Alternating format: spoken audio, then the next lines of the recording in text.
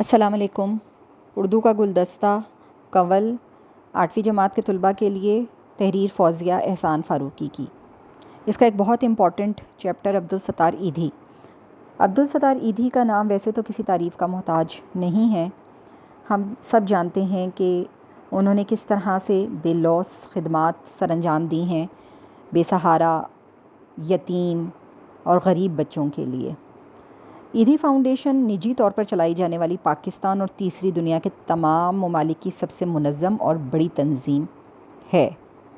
خود بہت ہی سادہ زندگی گزاری، لیکن ان کی بے لوث خدمات ہمیشہ ہمیشہ سنہری حروف سے لکھی جائیں گی اور یاد کی جائیں گی۔ ان کی والدہ کی بیماری اور وفات کا صدمہ ان کے لیے اتنا گہرا ثابت ہوا کہ انہوں نے اپنی زندگی کا رخ ہی بدل دیا۔ انہوں نے اپنی تمام تر زندگی جو ہے وہ لوگوں کی خدمات کے لیے وقف کر دی۔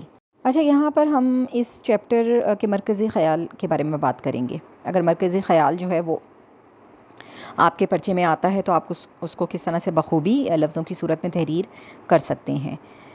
تو وہ اس طرح سے ہے کہ اس سبق میں عبدالستار ایدھی کی بے سہارا لوگوں کے لیے بے لوث خدمت اور پرخلوص نیت کے بارے میں بتایا گیا ہے کہ کس طرح ایدھی صاحب کی سادگی سے کی جانے والی چھوٹی سی کوشش آگے چل کر ایک بڑی تنظیم کی صورت میں سامنے آئی اور ایک عظیم کاوش ثابت ہوئی۔